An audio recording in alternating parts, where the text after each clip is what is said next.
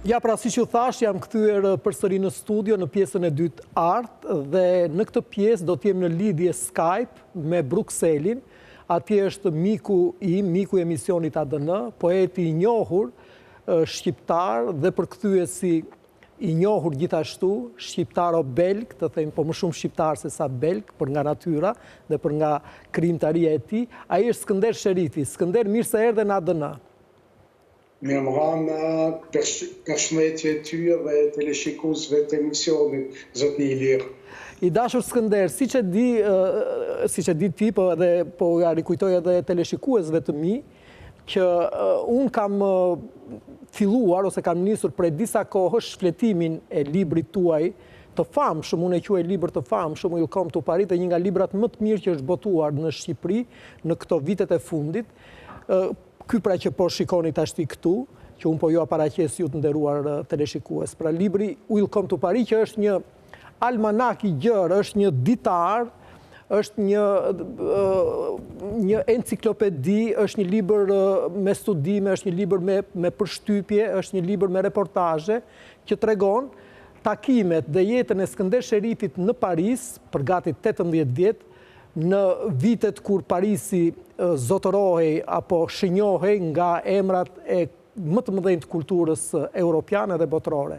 Dhe Skënder Sherifi është dëshmitari i gjallë për shkak të lidhjes që ka pasur me një prej figurave të mëdha të kulturës franceze, botuesit, poetit, kritikut të famshëm Pierre Segers, në familjen e cilit ai ka jetuar për shumë vjet, i ka takuar që gjithë këta personazhe. Dhe sot ne do të flasim për Jacques Lacanin. Pra, Skënder Sherifi ka qenë mik me të, e ka takuar disa herë Jacques Lacanin, dhe këtu në këtë libër Skënderi nuk tregon vetëm përshtypjet e tij nga takimi me Jacques Lacanin, po tregon gjithashtu zbërthej në mënyrë të mrekullueshme edhe personalitetin e tij, por dhe teorinë lacaniane. Skënder, unë them ta fillojmë me një video që unë e kam marrë nga interneti dhe që është kjo video e këtu, që ju e keni ndjekur, po shfaqet dhe tashti në let. Jacques Lacan është duke mbajtur një leksion dhe një student i afrohet. Regjia mund t'ja ngresë zërin, le ta ndjekim 2 minuta.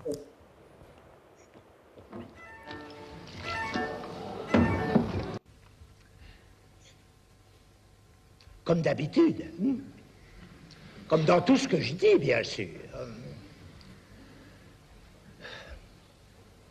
Pourquoi dirais-je autre chose que ce dont il s'agit, justement, dans ce qu'il en est de l'inconscient?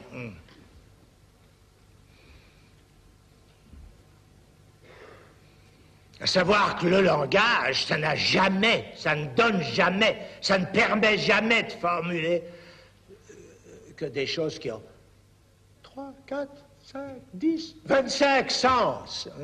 Le sujet supposé savoir.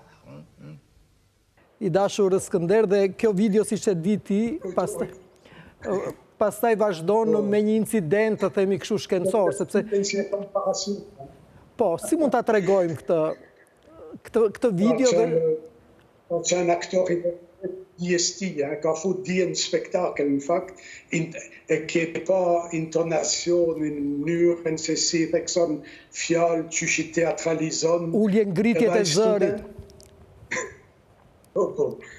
Un student reagon një mënyrë edhe brutale, po edhe të qëllume, në fakt.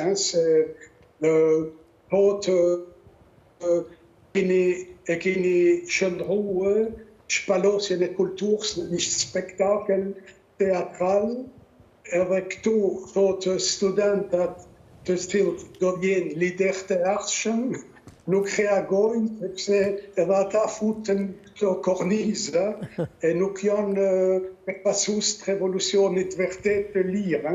Edhe studenti reagon në mënyrë inteligjente, po ky nuk pyet shumë, ky e lën lojën mu zhvillu, skenën mu zhvillu, që ajo ashtu ka qenë jetë, ka qenë një njeri fascinant, fakt, ka qenë shumë teatror, kështu, edhe shumë elitar i lirë. Do më thënë, e vetëmja mos marrëveshje si kom pas me tan, ka qenë se unë e kisha dëshirë me vulgarizu, me thjeshtësu dhe me pru dituninë dhe kulturën që kisha dvogelen quasi me lacanin, po at cultur che c'ha decir me da, me codo, me camarierin, poplin, pastrusin, buicun, studentin, ai donte me mait culturen no limpin elites culturore ma jargonin technique, avem fonte mua cultura nuc offro et ashton fiest falas tuschkieti de shir me offro, c'est d'où het nerzit mondiersit, mon, mais bon, atodum vat ponim et sfida ter pulit, per memrina detonis i kemione, me shokte mi, part in de leusin, tonkta temvajte. Juve Skënder, po, më falë, juve I keni përshkruar në mënyrë të përkryer atmosferën e kohës kur krijoi dhe punoi Lakani. Mua do të më interesonte, po edhe teleshikuesve të mi gjithashtu, si e njohët, cili ishte kontakti juaj parë me të dhe cili ishte ballafaqimi juaj me të?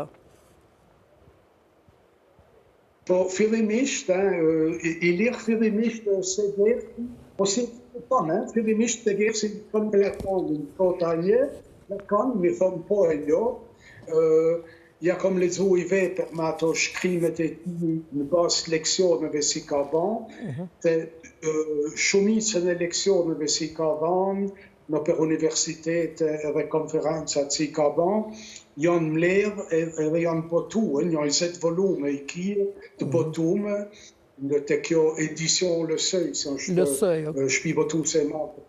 Edhe ata I kanë botuar les écrits, shkrimet e Jacques Lacan, volume 1, 2, 3 dhe 20. E do me thonë, tonë këto leksionet si ka banë për universitet e I kien libra. Unë ja pa ta lezu I liber me ato shkrimet, edhe I thash se gjerë si to e njo, e di kushan, kom lezu kritika, shkrimet e Lacanit volume 1, edhe më qoj të shpia ti, rue de Lille, në Parisin shtat, edhe ma qeli der, më tha mirë se vjen, sherifi je albanes, Chabesson, me koje, me postje, I thash unë miko im jo anarchist, besoj në lirin e lirë të Arthur Rimbaud, në artin, kulturen, po në Shqipëri çfarë regjimi keni pas, I thash post-diktaturs, baba jam ka qenë me mretin zog, edhe unë kom I far simpati të lind, unë kështu spontane për atë personalitet, edhe pse jam republikan, nuk jam retnor, po jam paradoxin, po I thash kom I simpati për mretin, edhe po më thot, po unë kom I simpati të madhe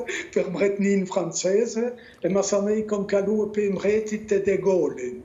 Po, e I thash edhe unë I kom bërë doksime kështu radikale për një pikën tjetërën, si ka qenë e komërt, po nuk e komërshton fare simpatin si kom pas për zogin. Edhe I kishim do pikat për bashkëtak, se dhe ishte I luratshëm, kështu 360 gradë kënej, 360 amej, edhe mjaft paradoksal. Po aje kultivon të paradoksin si mjet zbulimi kulturor, se ishte pikpytja zbulimi paradoksit për memrin pik tjetër, e do me thonë jemi lirë në ato gjana, masanen thojke mua, thojke po ju të Balkanit, thojke nuk keni asi gjanë precize. Këtu duhet të ndalem pak, I dashur Skënder, këtu duhet të ndalem pak, sepse ju keni bërë një shpjegim të mrekullueshëm këtu në libër, kur keni folur për mjegullën ballkanike. Ma shpjegoni pak, më shkoqur, çfarë është mjegulla ballkanike përballë racionalitetit apo kuptimit strikt dhe matematikor të jetës nga Lakani dhe nga shkolla e tij. Po, do me thonë, thojke mua, thojke, nuk e doni realitetin, nuk e doni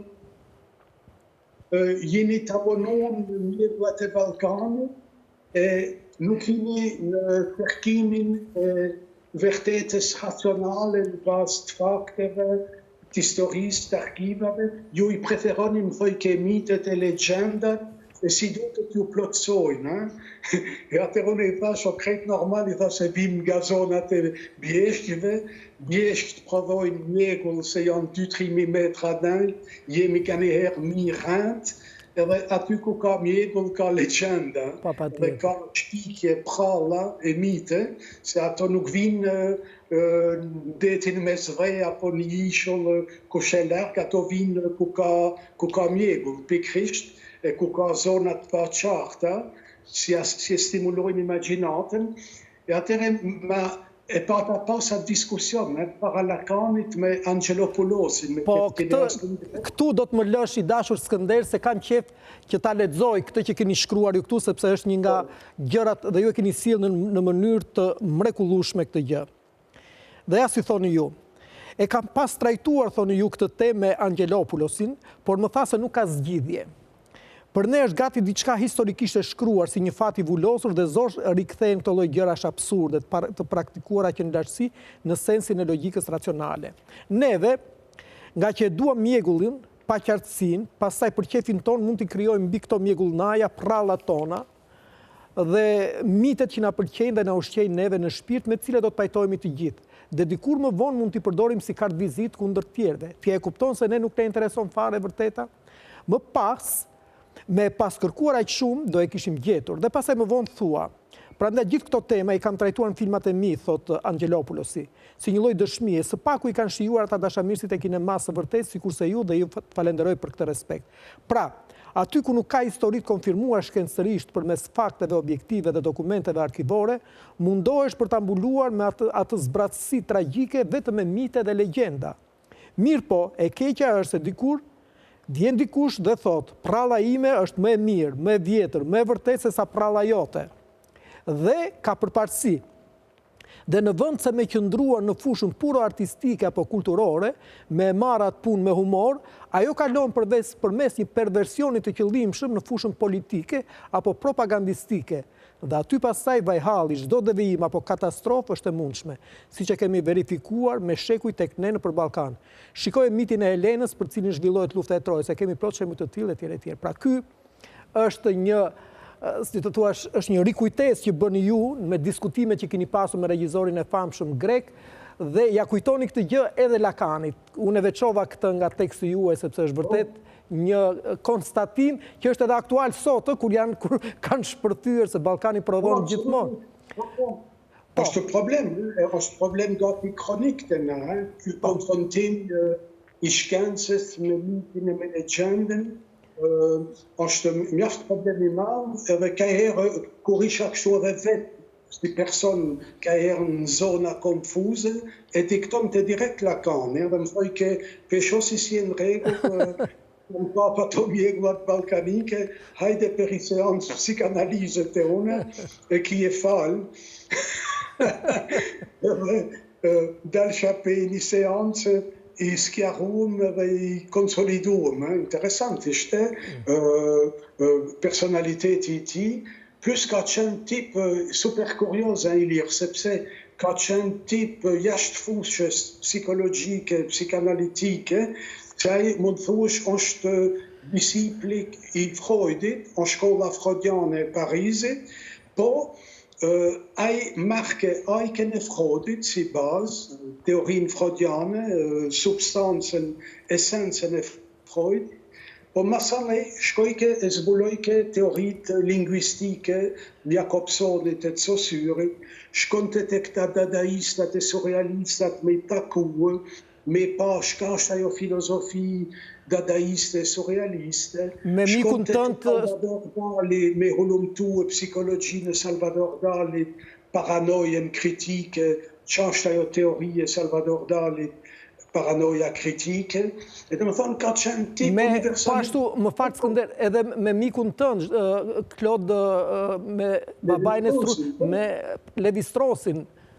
Po, strukturalizmin e tona këto, e tona këto i shkrike në psikanalizën e tia, edhe në ato teoritë e famshme të marrëdhënies si ka fjala me subconsciencën, e qysh fjala e artikullon e shpreh subconsciencën njerëzore, edhe ai efekti i pasqyrës, raporti me imazhin, me trupin, me pasqyrën, pe fëmis, si e sheh për të parën herë, e që zhvillohet ma vonë ai raport i mangjit. Ju e shpjegoni shumë bukur në libër Skënder teorinë e tij të dëshirës dhe zbulimin e matose të rejnë që solli Lakani, pas përqasjes që i bëri ose kur ndërfuti në teorinë e tij edhe e shtyu më tepër atë zbulimin që kishte bërë Saussure po dhe të tjerë para tij, signifiant, dhe pastaj dëshira, simboli dhe realia. Ma tregoj një çik më shkoqur këtë. Po, dëshira, do më thonë, jeta është dëshira, do më thonë, dëshira lidhet me, ka thotë Freudi, libidoja, ajo dëshira, epshi, qefti, ai motori, ajo dëshira, do më thonë, kur jenë jetë, dëshiron diçka, fëmija dëshiron diçka, i rritur në dëshiron diçka, një jetë, e ka një objektiv, një dëshirë, një ecje për diçka. Ajo e stimulon, masanej, qysh me realizua dëshirë. Atëre janë ato teknikat për me zbulua dëshirë, ato zhvillohen në shumë mënyra, qysh e arrin realizimin e dëshirës tome. Po problemi është se këto gjana e do një thellim filozofik, psikologjik, që fatkeqësisht në Ballkan na nuk e kemi, se na nuk him në misterin e shpirtit, e të funksionimit shpirtit njerëzor. Na gjithmonë rrim në superfaqe të funksionimit mekanik të përdiqëm shoqëror, edhe i bëjmë gjanat më shumë mekanikisht, se sa me hinë misterin e veprimit, shka e shtym këtë veprim, shka e motivon, si shprehet, shka e blokon.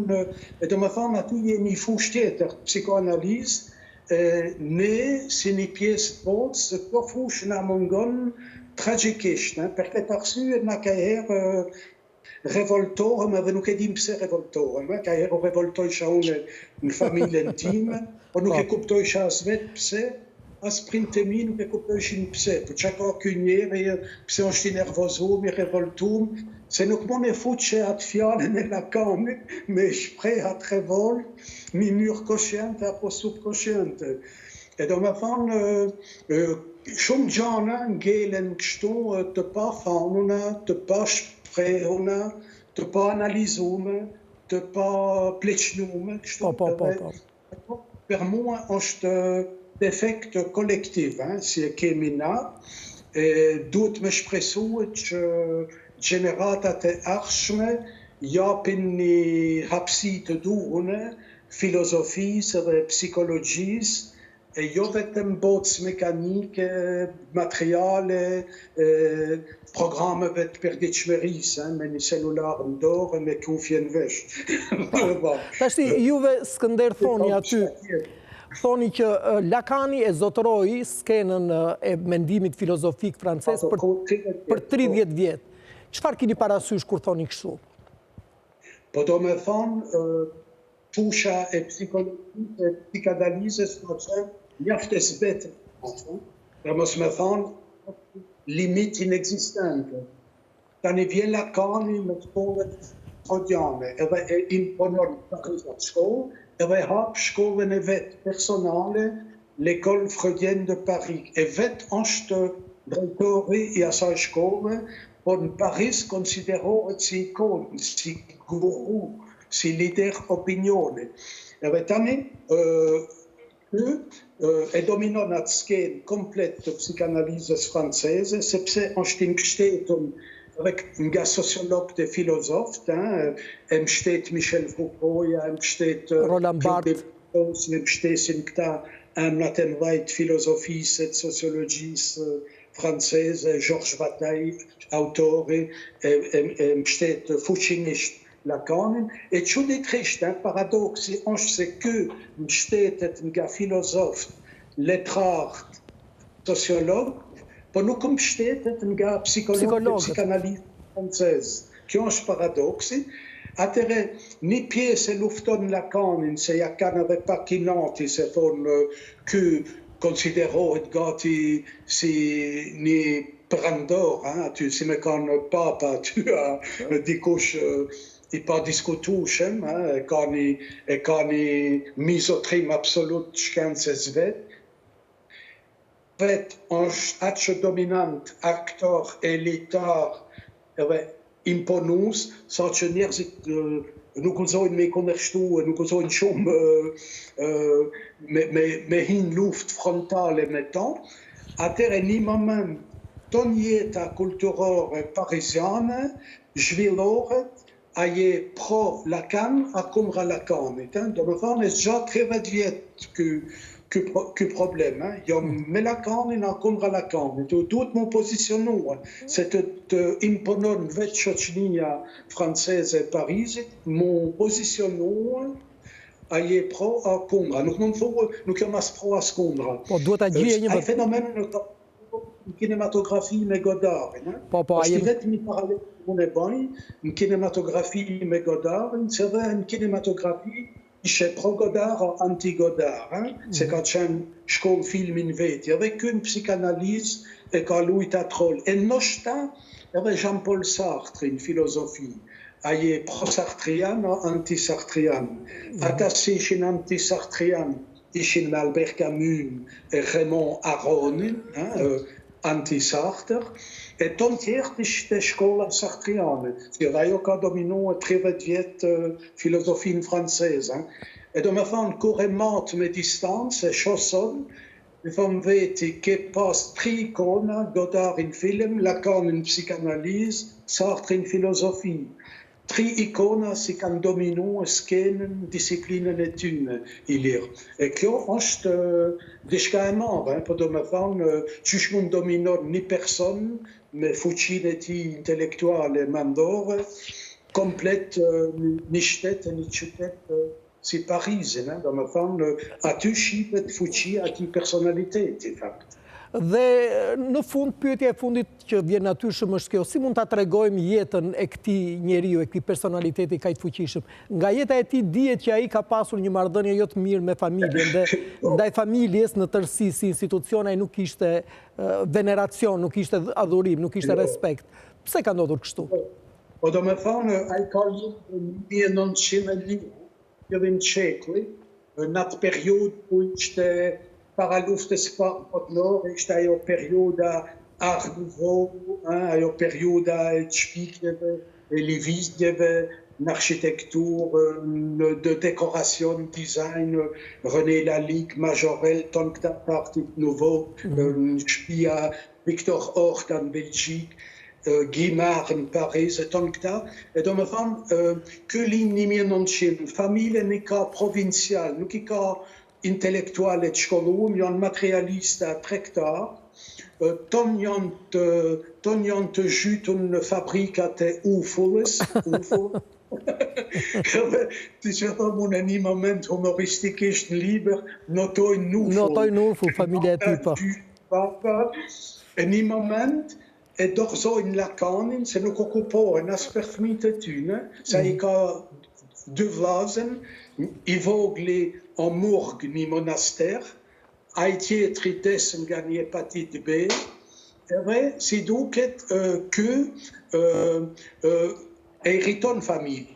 Ja? Nuk e një vetën mirë në familjen e ti, e adopton një nan e dytë një farmamicë, kështu e adopton meret me tan, shkon në shkollën katolike në gjimnaz, Saint Stanislas, ku i ka quë fëmin kjo ish ministrja e kulturës e Macronit, si përjashtoj Macronin se i bani 2-3 mashtrim aty në qeveri, dhe ajo i kishte fëmit në atë kolegjin Stanislas. Shumë heret o djallë super i shumë se lezon Spinozën 14 vjeç, etika e Spinozës, lezon Nietzsche gjermanisht, në gjuhën originale, per te të mire se të keqe se ato librat e Nietzsche, i lezon gjermanisht, shkon në klubet letrare të Parisit, të këto femnat si ma ishin ato salonet letrare, shkon i një gjon atje surrealistat e dadaistat e flet me taj takon, shkon në ekspozita pikture, shkon e regjistrohet në kurse në stage linguistiques, lecta Saussure, lecta Jacobson, linguista. E do me thonë o tipi gjërëson që ble piktura, koleksionist super i madh, Giacometti, ju keni shkruar, më falë Skënder, ju keni shkruar edhe në libër një kuriozitet që në salonin e madh të tij të pritjes është piktura e famshme Courbet, L'origine du monde. Për ata që e njohin është piktura që i theu të gjitha ato klishet, tabut dhe solli një frymë tjetër. Me Courbet nisë dhe realizmi në letërsie edhe në Francë. Po, tash më falë, Skënder. Në vilën e tij madhe jashtë e kur i vinë musafirët e pi vend gjatë e shohin atë. Edhe Courbet. Dëgjoj, Skënderi dashur, se koha ikën... Në Muzein e Impresionizmit në Paris, të stacioni La Gare d'Orsay, Paris. Koha ikën shumë shpejt i dashur Skënder, dhe unë do të kisha dëshirë këtu, nga libri juaj, të cilin unë e rekomandoj për të gjithë ata që kanë interes të dinë se çfarë ishte kultura që zotëroi apo që i mbajti frymën botës në vitet 80, 90, 60, 70, 80, 90 të shekullit kaluar dhe që vazhdon ende sot dhe nuk është ka përcyer, gjendet në këtë libër e rrëfyer me mjeshtëri nga Skënder Sherifi, me detaje, me analiza, ti ke mundësi të njohësh Lakanin si njeri, si personalitet, por edhe si filozof. Dhe unë kam veçuar këtu i dashur Skënder për ta mbyllur, për ta përmbyllur, ju e keni zbërthyer në mënyrën më të thjeshtë si një profesor, do të thosha unë me qëse këto ditë ka qenë edhe festa e mësuesit në Shqipëri, ju e keni zbërthyer si një profesor thelbin e teorisë së tij. Dhe ju thoni kështu. Në të njëjtën kohë, thoni ju, të njëjtën gjë ka bërë me konceptin e Ferdinand Saussurit, le signifiant e le signifié, që është shënjuesi dhe i shënjuari. Se si mund të integroj teorinë time me psikanalizën, thoni ju. Pra dallimi mes fjalës së shkruar me gërma, me sillabe, me rroke, morfema, shenjë alfabetike që i shohim me sy, sipas një konvente leksikore dhe gramatikore të asaj që percepton truri ynë. E sheh fjalën e shkruar, tavolina apo shtëpi, e pastaj le signifié, pra i shënju ai që e shënjon, pra gërmat, është interpretim simbolike asaj fjale në kokën e njeriut. Qyshe sheh ai vetë konkretisht atë fjalë, qyshe koncepton, si e përfytyron. Pra, kur e prononcon fjalën shtëpi, çka i vjen në kokë ai sensi i marrë, si do me thënës konkrete, çfarë është? Ndërsa për Lakanin, idenë linguistike, le signifiant, pra shënjuesi, e interpreton në sferën e tij psikologjike si elementin gjuha. Pra, ai ka atë tridentin, të themi, pra dëshira, simboli dhe realia. Tashti, po merremi dëshirën e sqaroj pak më përpara Skënderit, tashti këtu ka sqaruar se çfarë është gjuha për Lakanin. Pra një mjet komunikimi esencial ku ka akustik, tinguj, fonetik, por edhe simbolik konceptuale, dhe aty i vjen me siguri ajo ideja, subkonscienca apo nënvetdia është strukturuar si një gjuhë në vete, që mua mu ka dukur mjaft geniale, më ka pas inspiruar bukur shumë. Pra një nga, si të thuash, të rejat që solli Lakani në fushën e psikanalizës që e ka përceu si temi dhe Freudin ishte pikërisht kjo sa i tha, edhe subkonscienca është e strukturuar në gjuhë. I dashur Skënder, për ta përmbyllur do të doja diçka për Lakanin. Po, shiqo, ka qenë njeri magjik, edhe është interesant se onin nëh personat si në kanë kuptu gati pa folë, i kuptoj ke luhatjet psiqike, i kuptoj ke detalet, nuancat, se ka qenë me të vërtet tip me antena, nuk ka qenë ultra racional. A i donte për me qenë ultra racional, po në realitet ka pas shumë antena paralela i njeri. Edhe ato antena, si duket, ja kanë pasunu edhe atë pjesën puro, intelektuale, racionale, që ka kultura franceze. Se zakonisht tjertë janë strikt universitare referencial, por ky liviste, improvizonte, po strukturën e kishte të konsolidume, strukturën universitare referenciale, e ka pas super të konsolidume, po ja lejoj ke veti si një gest lirie, ton atë improvizim ansor, t'inspirona nga poezia, nga kafet, nga fjalimet këtij e tij, nga filozofia e këtij, nga piktura e tij. Edhe tona ato ti shtrinj, ti futi në teorinë time, qysh e kom pas konceptuar, qysh në fillim. Sa e ka ditë shumë mirë se çka do me mbrojt, cilat janë idejat e tij që do me transmetuar në opinionin publik francez, po për me i transmetuar nuk ka knaqë vetëm me atë anën klasike, qysh mund e transmeton një profesor klasik i Sorbonës, po ka lëviz këmeja me dhe gati si eleksioni, si e ban aty të studenti. Me atë Qa thot fjala, thot, qu'est-ce que ça dit, le langage, le discours? A thot fjala, ato që na e mendojmë, që na mendo truni. Jo, fjala thot dishka, po i ka 25 nuanca, thot, aty, I ka 25 nuanca, por nuk e thot saksisht ato që kemi në tru si ide. Se atë koncept. Edhe ashtu po, do me thonë, fjala nuk përputhet me mendimin. Me mendimin absolutisht. Ka nuanca. Do me thonë, ai ton aty lëviza në realitet.